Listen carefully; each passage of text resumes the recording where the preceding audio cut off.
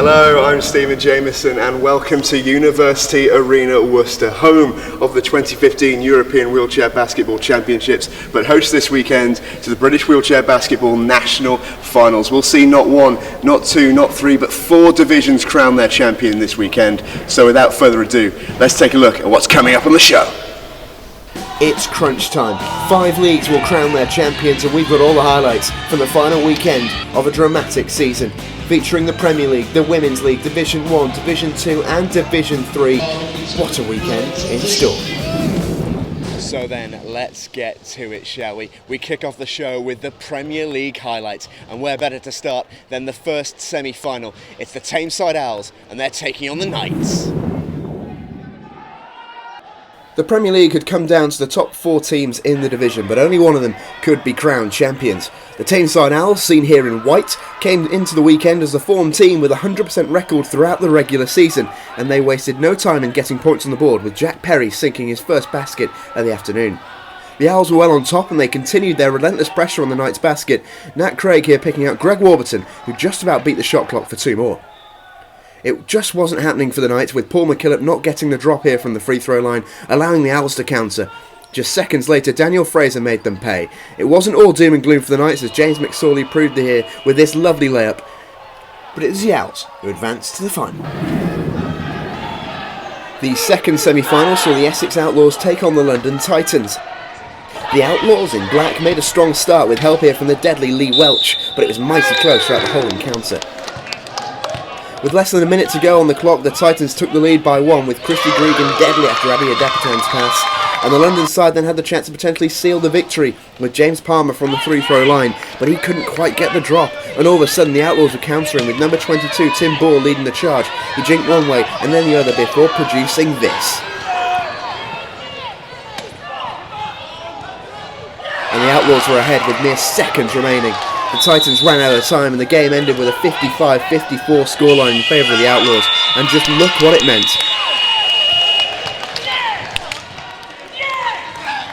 An incredible game, perhaps too much for some, but the Outlaws were in the final. So it was up to the Titans and the Knights to battle it out for 3rd and 4th place, and we were in for another thriller as Calvin Watson kicks off the scoring for the Knights here. The Londoners were quick to bounce back as Andrew Weeks scored one of his 18 points here with this free throw after successfully converting the other. The Titans were always vulnerable to the counter, particularly because of Matthew Ralston. The Knights captain is lightning quick, and he left Jacob Robinson chasing his shadow here to put 2 more on the board. At the end of regular time we were tied at 70 all, so into overtime we went, and after a couple of baskets apiece it was the Titans who eventually seized a crucial advantage, with Emmanuel Filson sinking the deciding basket, meaning the Titans claimed 3rd place in the Premier League, winning at 78-75. So then it all comes down to this. The Premier League 2015 is about to be decided. Will it be the Essex Outlaws or will it be the Tameside Owls who take away the Premier League crown? We're about to find out.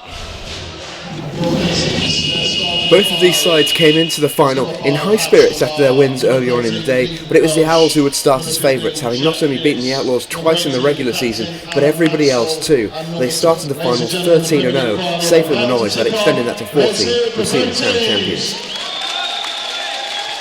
The Owls won the tip-off and looked to make a strong start. Chris Greenhow took the ball down the left, and eventually the Owls worked it across court to Greg Warburton. After a quick exchange with captain Peter Finbow, the youngster put the game's first points on the board.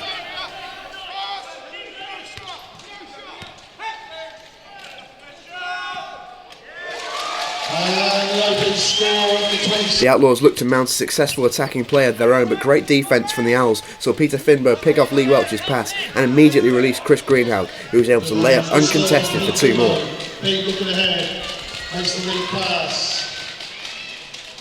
Again the Outlaws came back and this time managed to get a shot off, but Alan Mansell hadn't quite found his range yet, and it was a sense of deja vu as Finbow again sent Greenhow on his way for an almost carbon copy score as the Tameside Owls stamped their authority early on.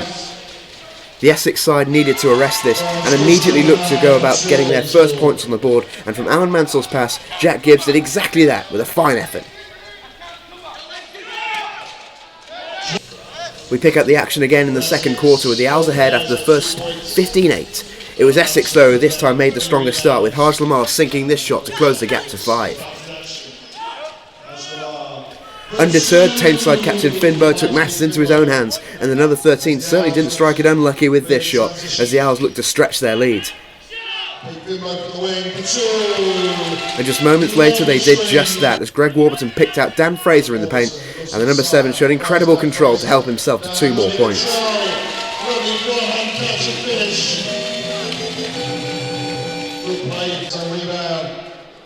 He couldn't repeat the trick a moment later though, and the Outlaws here countered at speed through Harris Lamar, and the number 5 surged up the court before checking and picking out his captain and coach Adam Mansell, and Lee Welch was on hand to score after a great play. The Outlaws were certainly making a fight of it, and though Victor Sutel lost his balance, he still picked out Mansell, and from there it was up to the skipper to do the rest, which he did in style. Whilst they were getting points on the board, the Outlaws still hadn't figured out a way to stop the Warburton-Fraser combination, and it struck again here to deadly effect. At the half then, the Tameside Owls were on top, leading 34-22. The Outlaws would need a great comeback if they were to bring this one back, and Adam Mansell issued a rallying call during the break.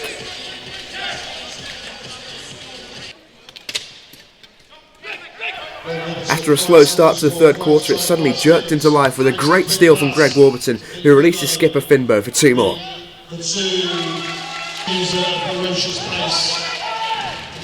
The Outlaws were threatening to break away for good, and once again their offence was too strong for the Outlaws, as Finbo found Charlie Fryer-Stevens for another Tameside score. The Outlaws weren't going quietly however, and the third quarter was the closest so far in terms of points, as Lee Welch pegged back the Owls with 1 more basket. Heading into the fourth however, and it really was an uphill task for the Outlaws as they trailed by 10, 48-38. With Mansell at the helm though, the Outlaws were never going to give up, and their skipper sunk a sublime one-handed shot here. The Owls though had some perseverance skills of their own, as demonstrated here. Fryer-Stevens couldn't quite get the drop with either of his efforts, but eventually Jack Perry swooped in to add to the Owls' tally and extend the lead to 12 points. The Outlaws continued to peg them back, but the Owls weren't to be denied here, as Warburton again turned provider with his 5th assist to set up Richard Pullen to return the lead to 12 points.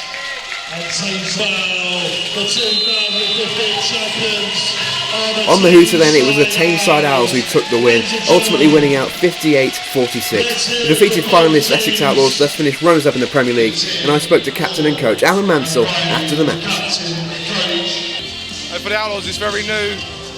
There's a lot of experience in the Oldham team. They've been there and done it many a time. This is our first experience, so we're going to get better. We've got some new players and some young guys in our squad that want to come through and aspire to this, so it's really good for them to see what we're doing and develop, and we're doing it really well, and we're really enjoying ourselves. You know, that's the main thing. I then spoke to a very happy Dan Johnson, the Owls head coach. First of all, a huge congratulations, a massive win in the final for you, and first place in the Premier League. Yeah, it capped a fantastic season for us. It was a tough game out there. Perhaps not the most fluent game of wheelchair basketball that we've played in the season, but you know, fair play to Essex Outlaws. They're a well-coached team, they're a tough team, and they took us out of what we wanted to do. But I always felt it was comfortable, and I think it reflected the dominance that we've had through a tough season. Yeah, you say dominance there. 14-0, your ultimate record. That's something really special. It is. It's testament to that group of players over there. They've worked hard all season. We've stuck together as a group through some highs and lows. We've got some really experienced players, the likes of Julian Matheson, who's retired after that game, playing for us for 20 years. Special mention must go to Julian. But then on the other hand, we've got some upcoming stars, Charlie Fryer-Stevens, Jack Perry, Greg Warburton, outstanding talents, and you're going to see a lot of those guys in the future.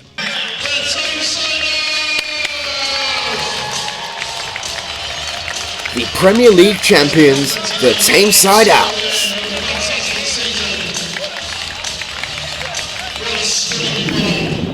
So then, there you have it. The Tameside Owls are crowned Premier League champions for 2015 with a 14-0 record. A huge congratulations to them. But it's now time to divert our attention to the Women's League. It's been an incredible season there, and it too is reaching its climax this weekend. Let's find out what happened in the semi-finals. The The Women's League had come down to this, 4 teams. We'll see action from the Steelers and the CWBA in a little while, but first up is the action from the first semi-final, the London Titans versus the Vixens. These two came into this game with the Vixens marginally getting the better of the Titans in the regular season, but as it has been with the Women's League for most of the competition, this semi-final was incredibly close. The Titans made a rip-roaring start with Pauline McDonald scoring one and then looking to set up another. The Vixens' defence forced a change of angle and McDonald helps herself to 2 more. The Vixens, of course, would come back, led by their number 6, Claire Griffiths. Robin Love made the space, and Griffiths burst through the middle for this great team score. As we headed into the dying seconds, the scores locked level at 47 apiece, but the Vixens looked to change that, zigzagging through the Titans' D to grab a vital score through Robin Love, and the Vixens clung on to the slimmest of victories and claimed their place in the final. The Steelers came into this one hot favourites as the team topped the tree in the regular season with CWBA bottom, but the team in white have upset the Sheffield side before and look to do it again. The Steelers started strongly though with this score from Manya Wolfram, but CWBA weren't going down without a fight. Shiv Fitzpatrick couldn't quite get the shot off here, but Charlotte Moore certainly could, and she fired off a beauty to put 2 on the board. The Steelers, though, in the end were just too powerful, and the Thompson-Wolfram combination struck again, with Wolfram adding to her personal tally here to complete the action. The Steelers were to advance to the final, taking it 58-22, and for the CWA, the bronze medal match awaited. So into the 3rd-4th place playoff we go, Titans versus CWBA. The Titans had had CWBA's number in the regular season, and Jude Hamer was determined to keep that streak going here with a deadly shot from Pauline McDonald's pass. CWBA were determined to make this a closer game than their semi-final, and they certainly succeeded, with Joy Hazelden instrumental throughout, and she put 2 on the board here with a great solo effort as the Titans C parted in front of her. The Titans, though, were marginally ahead throughout, and another good team move left Hamer in space on the right of the key, and she laid up for 2 more. The match ended with the Titans taking it 54-44, and the London side finished their season in 3rd. So then here we go, the final game of a fantastic Women's League season sees the Vixens take on the Steelers. The top 2 from the regular season will battle it out to claim the ultimate prize. Let's take a look at the highlights. The final of the Women's League somewhat fittingly came down to the 2 teams who were only separated in the regular season by virtue of head-to-head, the Steelers versus the Vixens. It was the Steelers who came out of the traps first, courtesy of Leah Evans, who shot for 2, only to be fouled, so could add 1 more to the total. The Vixens went up the other end though, but faced a strong Steelers defence. Robin Love just beat the shot clock but couldn't find the basket, but Amy Conroy was there to hoover up the rebounds. It was Conroy this time who started the Vixens attack, feeding Claire Griffiths, who then found Emily McLean to put 2 more for the team in white. Maddie Thompson then went on one of her trademark surges down the court for the Steelers, but even when she finds her route blocked, she can find an avenue to the basket, this time picking out Jessica Pilkington with a pinpoint pass to find the score. As we headed towards the end of the first half, the Vixens started to just edge ahead. First, Claire Griffiths found the assist for Conroy to add 2 more to her personal tally, and then Robin Love was given too much space to get her shot off for 2.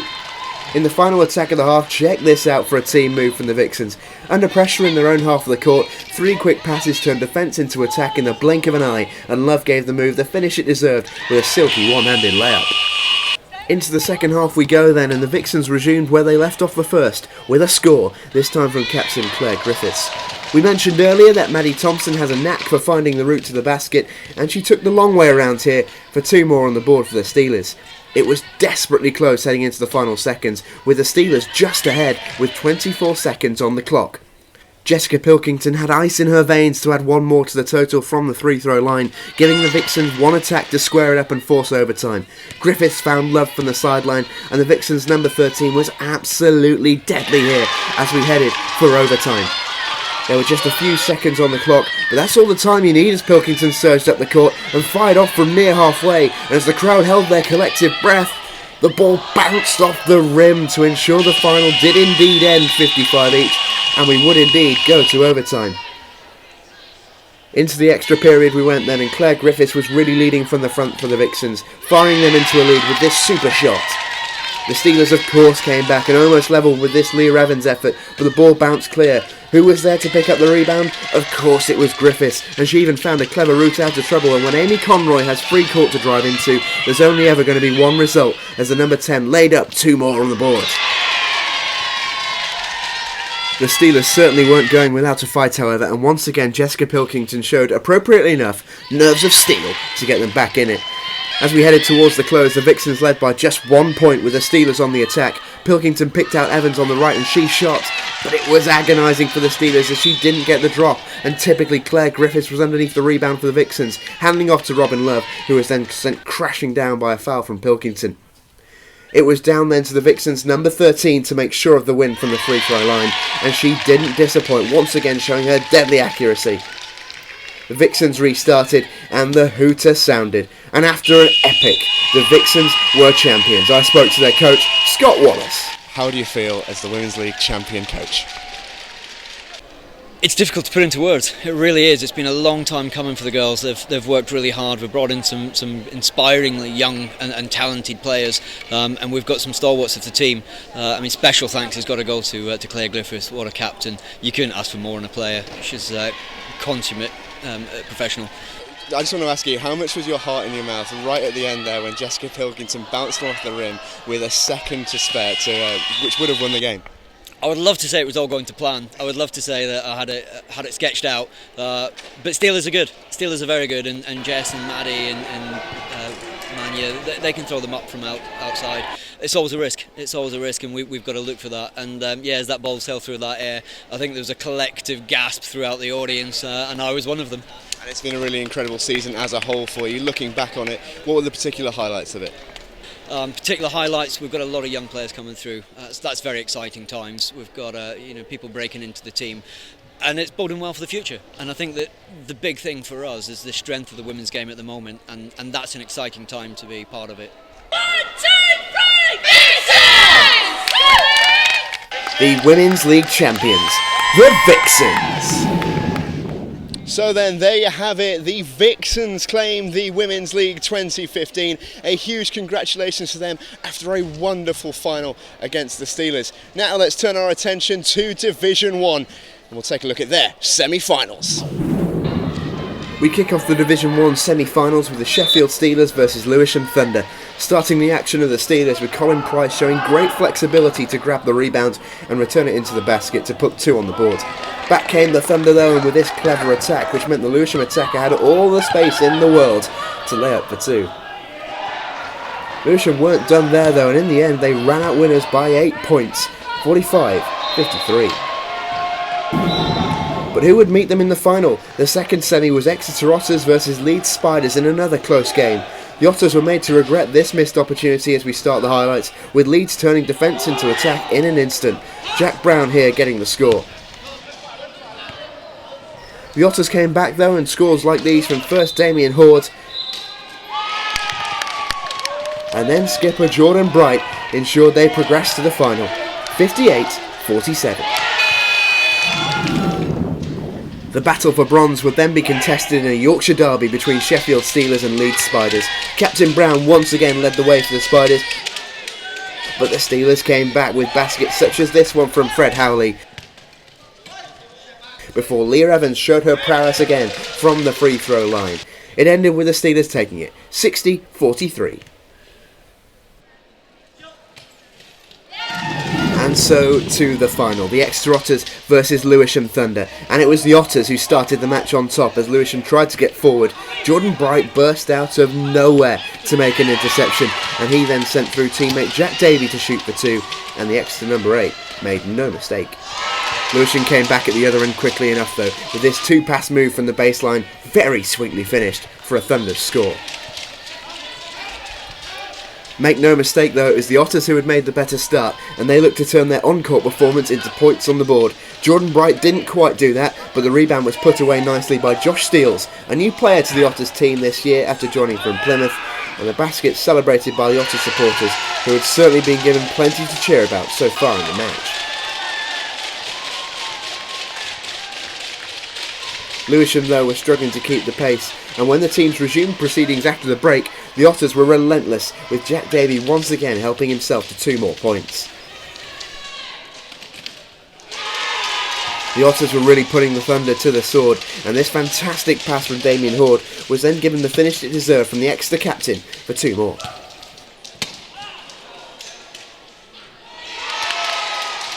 Lewisham was still trying to get back into the game, but it just wasn't the Exeter offence which was playing well. The defence was also going to work, snaffling up rebounds. A counter-attack swiftly followed, led by Bright, who charged up the court. His pass found Horde, who then spotted Sam Lemon in space on the right, and he laid up for 2 more for the Otters total.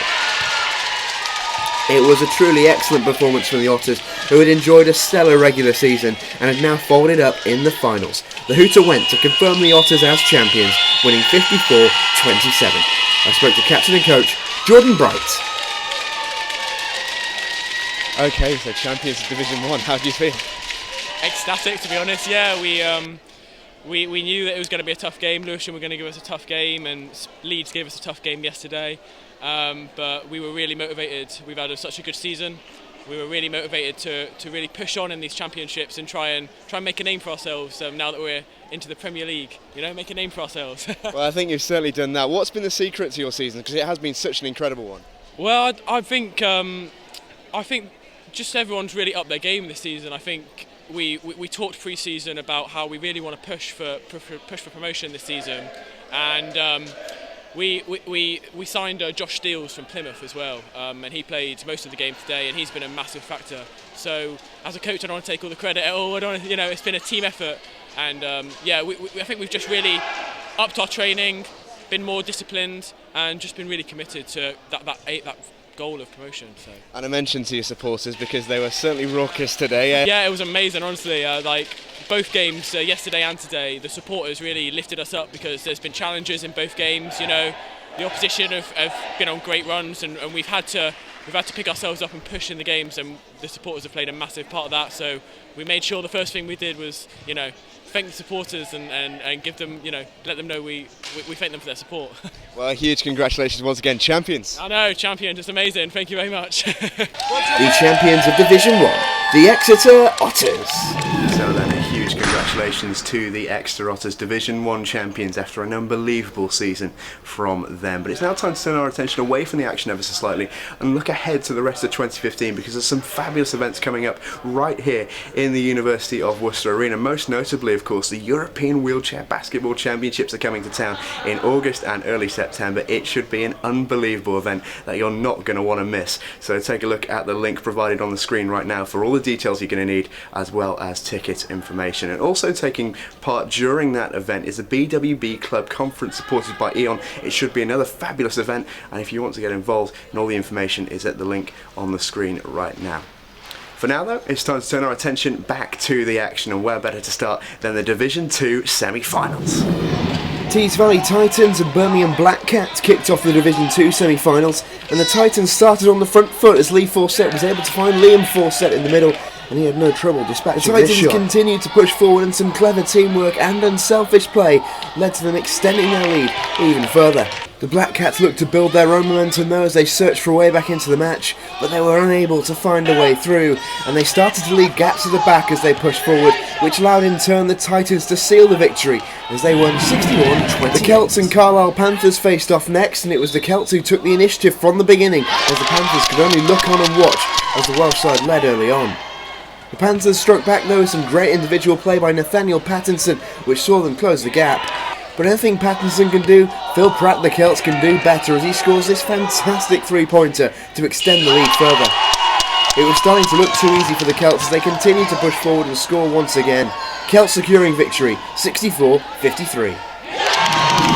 Both the Black Cats and the Panthers were looking to improve on their last performances, and it was the Panthers who started with a bang with this brilliant shot by Stuart Pimblett for 3 points. The Black Cats did come back strongly though as they searched for a way through, and they were able to do so as Captain Mahbub Hussain was able to find enough space to put the Black Cats back in with a shout. It went into overtime, and it was the Panthers who looked to take the initiative as they broke forward again, and after the first attempt was unsuccessful, Branthwaite was there to dispatch from the rebounds. There only seemed like there was going to be one winner in overtime as Howson scored this free throw, and victory was sealed from that man again, Howson, as the Panthers caught out the Black Cats defence once again, winning 64-58.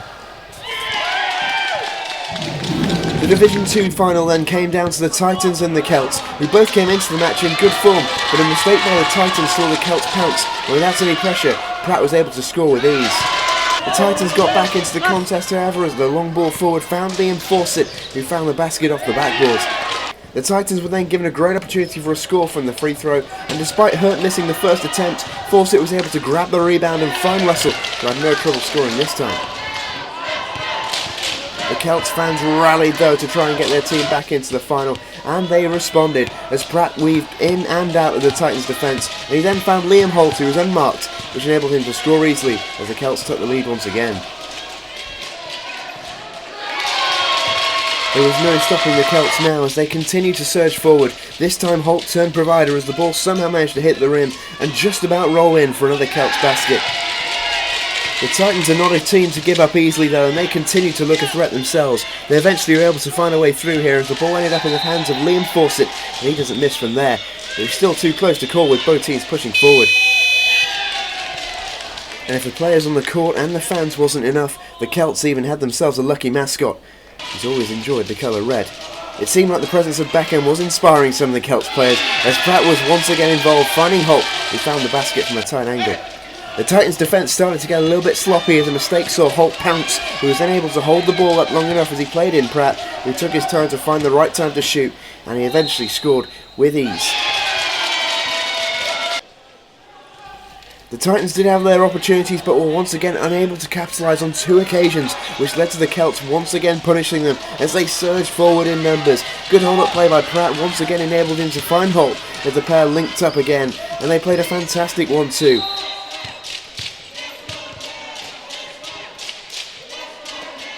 Pratt on hand to find another score.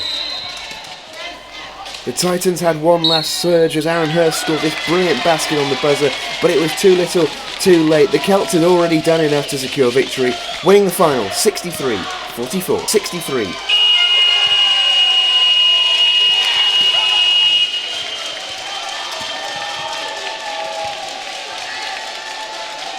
So first of all, a huge congratulations, champions. Yes, thank you very much. 16 games undefeated. The guys have really worked hard for this and they've got what they deserve today. Well, 16 games undefeated says it all, but what made the difference for you in the past couple of days with the semi-final and the final? There was some extra pressure on the guys, but they've responded really well. I think they've used the extra adrenaline to their advantage, to be fair. And a word for your supporters as well, by far the loudest we've seen so far this weekend, a really special atmosphere. They've been outstanding through the entire season. We've had some really great support from family and friends. They've come to away games and home games, and they're noisy. You couldn't ask for any more. Well, congratulations once again. Thank you very much. So a huge congratulations then go to the Celts behind me, Division 2 champions. And now it's time to move on to Division 3. Unlike the other leagues, Division 3 was to be decided through a round-robin tournament, and we start the highlights with the Bears versus the Bulldogs, and it was the Bears who started the lively as they got themselves underway with this great shot from Dan Gill from a decent way out. The Bulldogs were still in with a shout though as they fought back straight away. Some good hold-up play found Sean Gash who scored with this effort. But the Bears would eventually secure a victory with this great team move, one of the highlights of a very good performance. They took it 52-30. The Sheffield Steelers went up against Swindon Shock in a battle of the S's in the other game, and the Steelers made a strong start here with Dagan Roberts scoring whilst being fouled. The Shock though fancied themselves heading into this tournament and typically came back strongly as Macaulay Tomlinson found space to break down the left to lay up another score. In tight games however, it's the fine margins that are so often the decider. First the Steelers missed a chance they'll feel they should have taken, and then a fumble on halfway allowed Tomlinson through again to score, and he made no mistake. The Swindon team triumphant, 46-40. The Shock were up again in our next match, this time against the Bulldogs, and it's the team in blue who kick off the highlights with a fine score from Daniel Clegg. Macaulay Tomlinson had been in great form in the first game, and the Shock star man continued on that streak in this match with this solo effort. The Bulldogs were just shading it though, and their quality was illustrated here by John Fergus, the number 8. And what follows 8? Correct, and the Bulldogs' number 9, Lewis McGregor, eventually got a drop here to take the scoreboard over. The Bulldogs victorious, 55-44. Having won their opening game, the Bears came into this one high on confidence, and so it showed with this early score. Their defence too was also strong, this time forcing the Steelers to a desperate effort at the end of the shot clock. Going forward, the team in black were very, very tough. Paul Colborne finding Ben Haig for this score. And then Colborne continued his fine game with this basket under severe pressure from Steelers defenders. The Bears were very much in the hunt for the title. They won 74-28. The Steelers didn't have long to lick their wounds after that Bears attack. They now ran up against the Bulldogs, and Jessica Pilkington was typically dogged in her attack here, direct and determined to get the score. The Lancaster side though started to get their offence going, and this team move was clinically finished one-handed. And if that was nice, the next Bulldog score certainly had tails wagging with this brilliant breakaway. The Steelers typically didn't give up and they got a few more scores, but the Bulldogs were just out of reach. They won it 41-36. The Bears came into this game knowing that a win would be enough to claim top spot of the Division 3 tournament, and they were playing like they knew it too, starting with that rapid breakaway. Jagdeep Tawana was seen on the score sheet once again with another fine effort, this time from the left of the court, and the Bears could sense that the win was close. Macaulay Tomlinson did his best to narrow the margin, but it was the Bears who ran out the winners of the match, and indeed the league, winning it 60-49.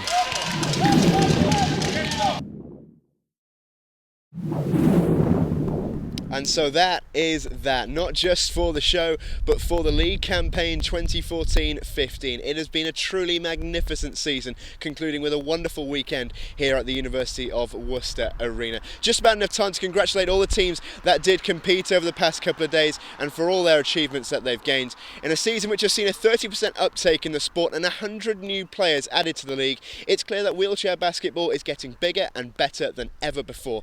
And with that in mind, here's to next season. Goodbye.